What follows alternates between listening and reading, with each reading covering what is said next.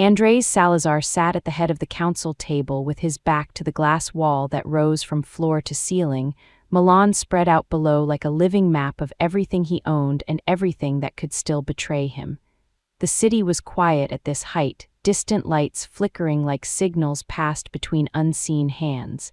Inside the room, the air was heavier. It smelled of strong espresso gone cold, polished marble, and the faint metallic edge of gun oil that never truly left places where power decided things. Even the silence felt trained, disciplined, aware of who was in charge. The men around the table were not loud. They did not need to be. Capos sat with relaxed shoulders and alert eyes, men who had survived long enough to understand that impatience killed faster than bullets. His lawyer kept his hands folded neatly over a leather folder. The accountant stared at numbers only he fully understood. Across from Andrés, two emissaries from the Lombardi family wore tailored suits and polite smiles, the kind designed to look harmless while teeth waited just beneath. On paper, they were partners. In truth, they were wolves circling the same territory, pretending to admire the view. The pact lay open in front of Andrés' heavy cream paper embossed seal, pages aligned with surgical precision. It was not a contract in the way ordinary people understood contracts. It was a map, ports, routes, shell companies, and laundering corridors that would decide who controlled the flow of money and silence along half the northern coast. One signature, one clean stroke of ink, and the balance of the city would shift. He had reviewed it a dozen times. His people had reviewed it more. Everything appeared clean, elegant, inevitable. Andrés lifted the pen. He had built his empire on one rule above all others: never hesitate in public. Hesitation invited doubt, and doubt invited blood. His face showed nothing as he positioned the pen above the final line, fingers steady, wrist loose. This was the moment the room had been moving toward for weeks, and everyone felt it. A subtle tightening of posture passed around the table, anticipation contained. The door opened softly. No one turned at first. Staff came and went. Invisibility was part of the architecture. A cleaning cart rolled in with a quiet squeak, rubber wheels whispering over stone. Lucia Morales kept her eyes down, hands gloved, posture careful. She wore the neutral uniform that made her blend into walls and corners, the kind of clothing meant to erase identity. She moved with the practiced efficiency of someone who knew exactly how long she was allowed to exist in a room like this. She crossed behind the chairs, emptied a wastebasket near the wall, then approached the one beside Andrés. She did not look at him. She did not rush. She lifted the liner, tied it neatly, replaced it with another. To anyone watching, she was part of the floor, the air, something that belonged to the space but did not participate in it. And then, just as she straightened, she lined in. Close enough that only he could hear her, close enough that her breath brushed his ear. "Don't sign this, it's a trap." The words were barely sound, more a vibration than a whisper, and yet they landed inside him with the force of a gunshot. Andrés froze. The pen slipped from his fingers and tapped the wood of the table, a soft sound, muffled by velvet and leather, but in the silence it rang too loud. Every eye in the room lifted. Conversations that had not yet started stopped before they began. The Lombardi emissaries exchanged a glance too quick to be polite. Sergio Ramirez, seated 2 chairs down, tilted his head slightly, a faint smile still on his mouth, his eyes suddenly sharp. Andrés did not move. For a fraction of a second, the mask he wore so perfectly threatened to crack. No one had ever spoken to him like that in this room, not without permission, not without consequence, and certainly not someone who cleaned the floors after midnight. Lucia had already stepped back. She tied the bag, placed it on her cart, and turned away as if nothing had happened. Her face remained calm, unreadable, her movements precise. She did not look back. The ritual was broken. Andrés felt it immediately, like a hairline fracture running through marble. Something was bleeding under the surface now. He could feel the weight of the room pressing in, waiting for him to reassert gravity. A mafia boss did not pause with a pen in his hand unless the world beneath him had shifted. Shame rose unexpectedly, sharp and unwelcome, not at being interrupted but at the realization that the only voice to warn him had come from someone the room did not even consider human enough to notice. Someone invisible, someone with nothing to gain. His gaze dropped back to the page, the ink line waited patiently, confident, almost mocking. For the first time since the pact had been placed before him, Andres noticed the subtle reference buried in the text, a numbered annex cited but not attached, a clean omission, elegant, dangerous. He closed his fingers slowly around the pen again, not to sign but to feel its weight. Above the city, above the men, above the deal, the whisper echoed. "Don't sign this."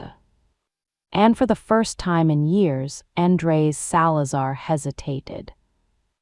Unfolded the moment, Andres Salazar pushed his chair back from the council table and stood without raising his voice, yet the sound of authority rippled through the room louder than any shout.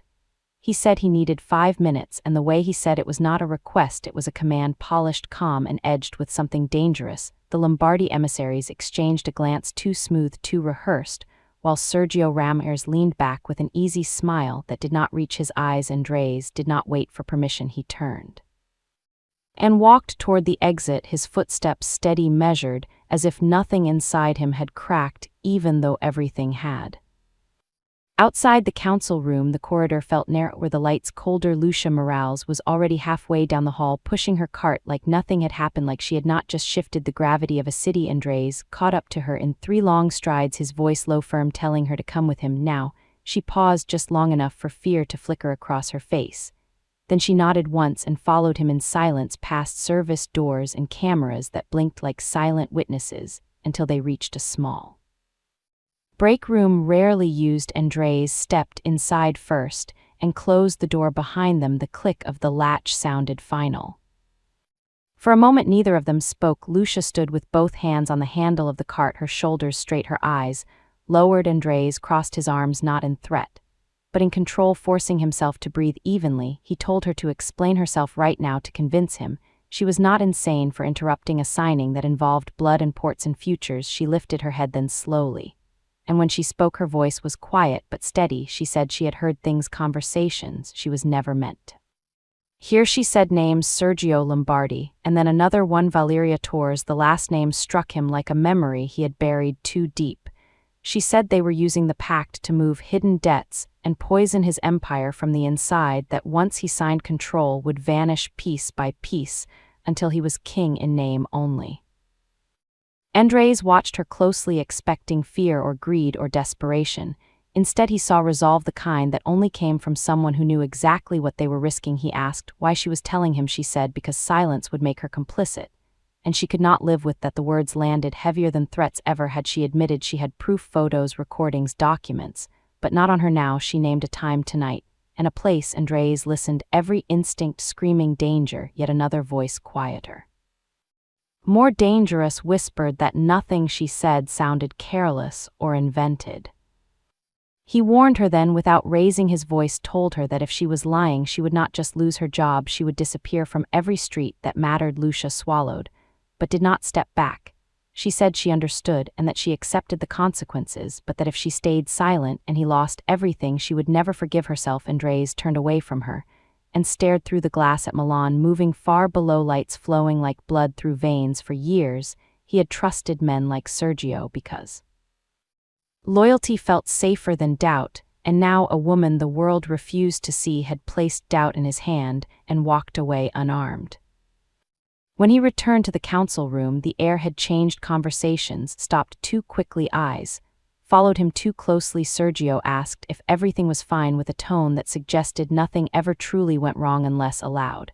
Andres said he needed to review certain clauses again, and the Lombardi emissary bristled. Pressure crept in, urgency, markets, timing, now or never. Words meant to rush a mistake. Andres recognized the tactic too well. He closed the folder with finality and said the signing would be postponed until tomorrow. Anger flashed, thinly veiled, around the table, but no one challenged him directly yet. As he left again with the pact secured, He felt it clearly. Someone in that room was no longer an ally and tonight would decide whether the whisper had saved him or signed his death warrant.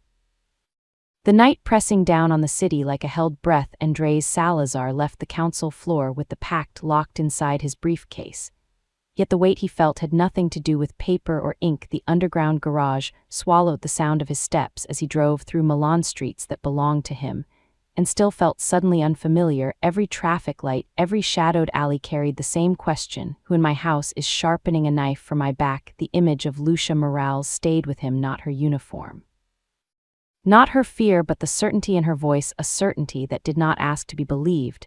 It simply existed. By the time he reached the small private lounge on the 32nd floor, the building was nearly empty. The city outside glowed with indifferent beauty. Andres checked his watch once, then again. Exactly at the hour she had named, the door opened without drama. Lucia stepped inside carrying a small backpack held close to her chest, as if it contained something alive. She did not sit immediately. She looked at him, measuring him the way one measures danger, and when she finally spoke, she did not apologize for the risk she was taking. She opened the bag and placed her phone on the table, then folders, then folded papers, photographs, spilled out ledgers marked by hand, transfers circled in red, dates aligned too cleanly to be coincidence.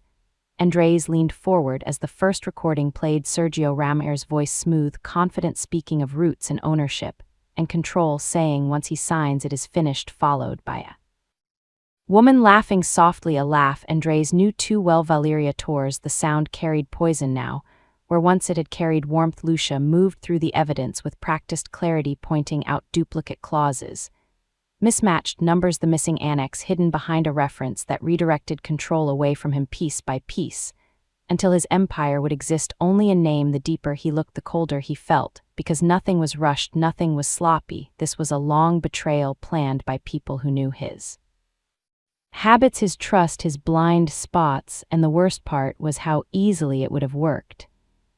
The night deepened as Lucia finished, and silence filled the room, not empty, but heavy. Andres stood and walked to the glass wall. The city below shimmered, unaware that its veins had almost been cut open.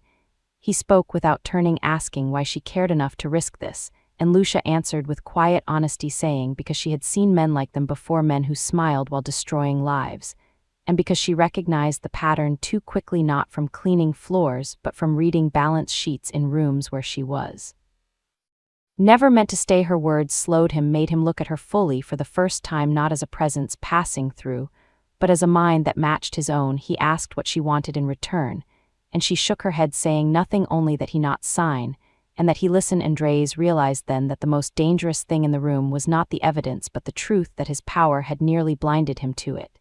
He thanked her once simply and told her to be careful tonight, because men who lose control do not forgive witnesses. When Lucia left the room, the echo of her footsteps faded, but what remained was something far more volatile than fear. It was certainty, and with it the knowledge that tomorrow the war would no longer be hidden behind contracts. It would move into the open, and this time Andres Salazar would not hesitate. When the building still sleeps and the corridors no longer echo with confidence, but with doubt, Andres Salazar arrives earlier than anyone else, his coat still heavy with night air, his eyes dark from a sleep that never came. The pact is no longer in his briefcase. It is in his blood. Every step toward his office feels like walking deeper into a truth he tried not to see for years. He unlocks the door, shuts it behind him, and stands still, listening to the silence, the kind of silence that hides secrets, not peace. He moves to the desk, powers on the monitors, and pulls every version of the agreement, every draft, every attachment he was shown, and the ones he was not. The screens glow softly as he reads line by line, slower than ever before, not as a boss, but as a man who has been warned. He traces references, notes, cross links that look harmless until you follow them into the shadows. And there it is, a missing annex cited casually as if it were nothing. Appendix C, the document that never crossed his desk. His jaw tightens as he searches restricted archives, enters codes that only a handful of men should know, and finds an encrypted folder labeled projections, a word so clean it almost makes him laugh. Inside the folder, Appendix C opens, and the room feels colder, even though nothing has changed. The text is surgical, precise, and devastating. It outlines asset redistribution, routes through offshore fronts that reroute control away from him step by step, until his name remains on paper while power drains elsewhere. He scrolls faster, now anger and disbelief tangling in his chest, until he sees the beneficiary name's shell companies tied to a holding registered far from Italy, and when he pulls ownership, records his hand, still the names stare back at him, Sergio Ramirez and Valeria towards his oldest ally, and his most dangerous memory, the betrayal sharpens from suspicion into fact. Andres exhales slowly, then keeps digging because the truth once revealed never stops. He opens financial logs and sees transfers disguised as operational adjustments, millions moving quietly like a river under ice. Every number confirms what Lucia warned him about, and worse, it proves how close he came to handing them everything. 15 years of trust, reduced to a well-executed theft. He leans back finally and closes his eyes, but the night offers no mercy. More files wait, more voices speak. He accesses recorded communications stored by internal security protocols, and plays one. The room fills with Sergio. Voice relaxed, mocking, saying Andres will never suspect a thing because he trusts too much. And then Valeria replies, cold, amused, saying that once he signs they will disappear before he even understands what happened. The words cut deeper than threats because they reveal contempt, not desperation. Andres opens his eyes and stares at the ceiling, remembering shared meals, shared risks, shared victories, and realizes loyalty without vigilance is just blindness. The sun begins to rise outside, painting the city in pale gold, but there is no warmth in it for him now because another file surfaces, a contingency plan, a protocol labeled risk management. It outlines steps to neutralize obstacles, including one named Lucia Morales, and beneath it a line that makes his blood turn cold. Pressure through family leverage, medical vulnerability. He grips the edge of the desk and stands abruptly. The room feels too small, the weight of his failure too heavy. He understands in that moment that his silence did not just humiliate her. It endangered her and someone she loves, and that knowledge breaks something open inside him. He prints everything, copies, drives, hides duplicates, because survival now depends on preparation, not pride. When he finally leaves the office, the building is waking up, unaware that its foundations have shifted. And Andres Salazar walks out, no longer just a boss guarding territory, but a man preparing for war against his own past choices, knowing that the most dangerous enemy he faces is not Sergio or Valeria, but the version of himself that almost signed without listening. The sound of footsteps gathering from every corridor as the summons spreads through the building, not as an announcement, but as a command. All staff, all capos, all associates to the main auditorium. Now the air fills with confusion and quiet fear, because meetings called without warning rarely end gently. Lucia Morales stands at the back near the exit, her cleaning cart beside her, hands steady. Even as her pulse races, she feels it. Before she sees it, the shift in energy, the tightening of the room like a fist closing. Sergio Ramirez walks onto the stage, calm, confident, wearing the face of a man who believes he has already won. Valeria tours, follows elegant and distant. Her eyes sweep the room once and land on Lucia with satisfaction. Andres Salazar sits in the front row, still and unreadable, his presence alone enough to quiet the murmurs. Sergio begins to speak about security, about betrayal, about loyalty, and the danger of those who pretend to be invisible while stealing from the house that feeds them. Each word is smooth, practiced, sharpened to cut without leaving visible blood. Then he says her name, Lucia Morales, and the room turns toward her in one motion like a single creature. She does not flinch. She steps forward when ordered, her head held high though the ground beneath her feels unsteady. Sergio raises printed images, claims they were taken from her phone, shows ledgers and corridors and doors after hours. He calls it espionage. He calls it theft. He calls it a stain on the honor of the organization. The guards move closer, and Lucia feels the eyes of men who once ignored her, now judging her, as if she were already condemned. She looks at Andres, searching for the man who listened, the man who hesitated, the man who knew the truth. And for a moment she believes he will stand, that he will speak, that he will end this before it destroys her. Instead, he rises slowly, his face carved from stone, and says the words that break her, something about evidence, something about order, something about regret that sounds empty in the vast room. Lucia understands then that power fears fracture more than injustice, and that even the best men can fail when the cost feels too high. She does not cry, she does not beg, she asks only to walk out on her own, and when permission is given she does so with dignity, every step echoing louder than the accusations behind her. Before she reaches the door she turns back and speaks so the entire room can hear. She says, when the truth comes, remember this moment, remember that silence was a choice, and that choice has a price. The Doors close behind her and the sound is final outside the building. The light feels harsher, the city colder. A guard hands her a small box with her things and avoids her eyes. She walks into the street knowing she has lost more than a job. She has lost protection, reputation, and safety. Inside the auditorium, Sergio places a hand on Andre's shoulder, speaks of loyalty and necessary sacrifices. Andres nods because everyone is watching. But inside something collapses, the image of Lucia standing alone burns. His mind and the knowledge that he has just handed his enemies exactly what they wanted, a witness removed and a warning ignored. And as the room empties, Sergio and Valeria exchange a glance that confirms it. The game has moved to its next phase, and Lucia Morales is now in more danger than ever. Long after the lights in the building go dark, and the silence returns like a verdict, Andres Salazar sits alone in his office with the city below him.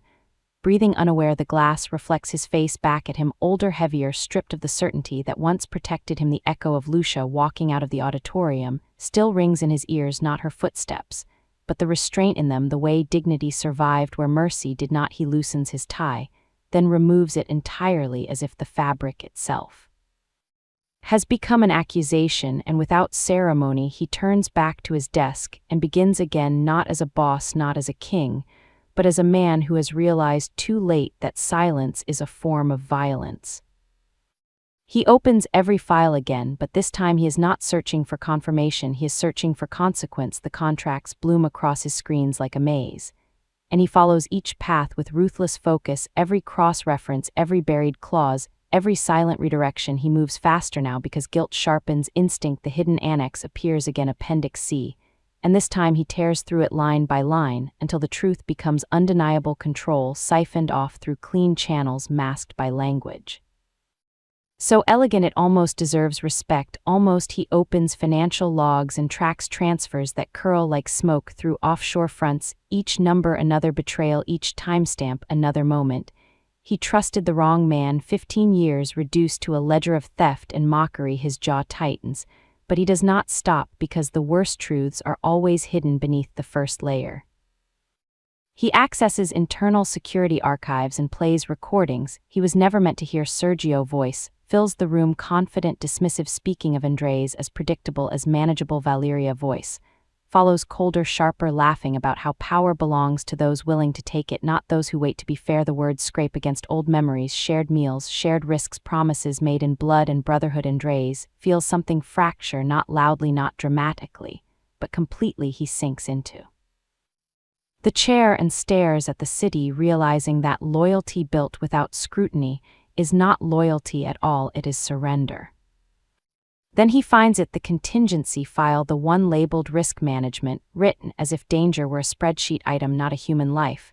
The document outlines steps to neutralize obstacles, including reputational damage, removal of witnesses, and leverage through family medical vulnerability. His breath catches as Lucia's name appears beneath it, followed by another, Camila Morales, and the world narrows to a single unbearable point.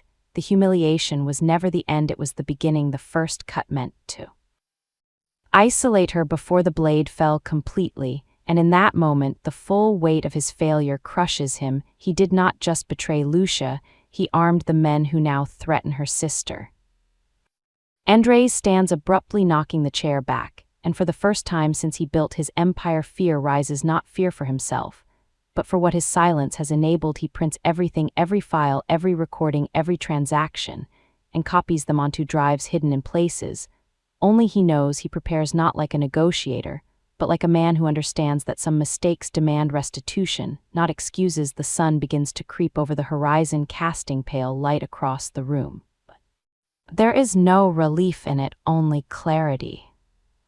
He leaves the building before dawn, carrying evidence heavy enough to destroy his own world if needed, and as he steps into the empty street, he understands something with painful certainty: power without courage is nothing more than decoration, and tonight he will either become the man Lucia believed he could be, or he will lose everything that still deserves to survive. At a door that does not belong to power, a door with chipped paint, and a flickering hallway light where Andres Salazar stands, without guards, without titles, without certainty. He has walked through gunfire and negotiations without fear, yet his hand hesitates here because this threshold carries a different weight. He knocks, once then waits. Footsteps approach, slow, cautious. The door opens just enough for Lucia Morale's eyes to appear red from a night that did not offer sleep. Her expression hardens when she sees him standing there alone. She does not invite him in. She does not ask why he is here. She says nothing at all. And the silence burns worse than any accusation behind her. A small apartment breathes quietly, a place held together by order and sacrifice. Andres speaks her name softly, not as a boss, not as a man who can command, but as someone asking for permission. She laughs once bitter and tells him he lost the right to say her name in that tone. She tries to close the door, but he places his hand against the wood, not forceful, just desperate, and tells her he knows everything now about Sergio, about Valeria, about the annex and the threats and the plan to use her sister. And that he failed her. The door stays half open. Lucia looks at him for a long moment, searching for performance or manipulation and finding only exhaustion and truth. Finally, she steps aside enough to let him enter, not as forgiveness, but as confrontation. Inside the apartment, the air smells of medicine and boiled coffee. A young woman rests on the couch. Pale, fragile, her breathing careful. Lucia introduces her as Camila. Andres feels his chest tighten, because suddenly the consequences of his silence have a face. Camila smiles politely, unaware of the storm that nearly swallowed her life. Andres lowers his head in respect and tells her it is good to meet her. Camila says, "Lucia told me you were different," and Lucia cuts her off sharply. "Not now." Andres sees then the wound he helped carve open. He turns back to Lucia and says he will not defend himself. He will not ask for understanding. He will only name the truth, that he chose order over justice, and that choice endangered her family. Lucia's voice trembles when she tells him that silence was worse than betrayal, because it taught everyone watching that truth has no protection. She says Sergio took more than her job. He took her safety and the insurance that kept her sister alive. Andres listens without interrupting, because interruption would be another violence. He tells her he has already moved money through a foundation, that Camilla's surgery will happen anonymously, without strings, without obligation.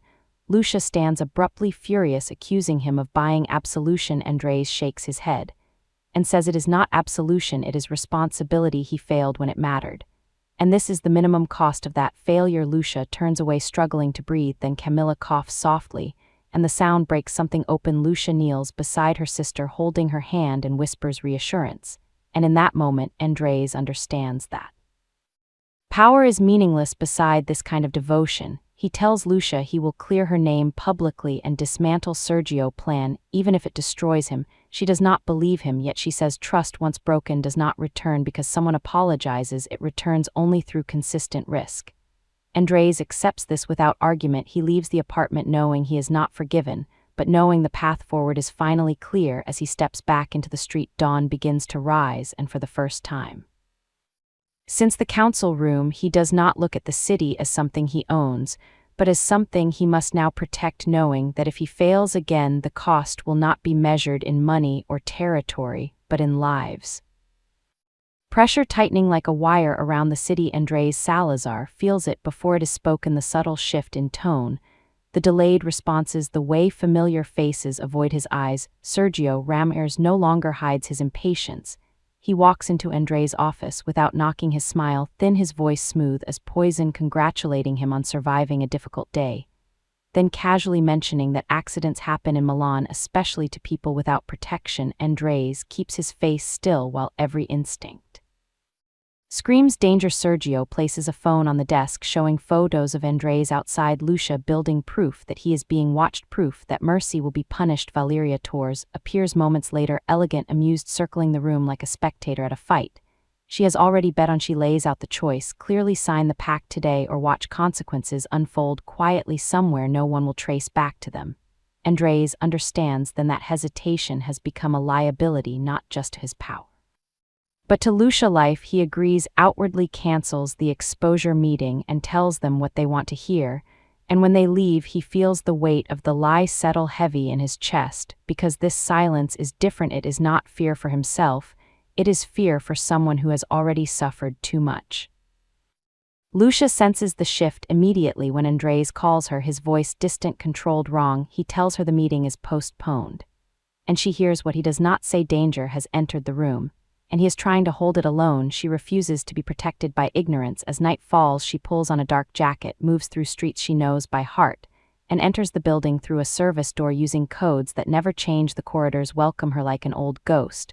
She moves without sound, without hesitation, straight to Sergio's office. The door is unlocked. Inside, chaos reigns, folders open, papers scattered, as if he left in a hurry. Lucia searches, quickly finding forged contracts, transfers, false evidence, prepared to destroy Andre's reputation. Then she sees it, a pen holder on the desk, heavier than it should be. She lifts it, revealing a recorder. Her hands shake as she presses play. Sergio's voice fills the room, cold, threatening, saying if Andres does not sign, Lucia and her sister will suffer consequences. Valeria's voice follows, calm, precise, confirming the plan. Lucia saves the recording, her heart pounding, because this is no longer about exposure, it is about survival.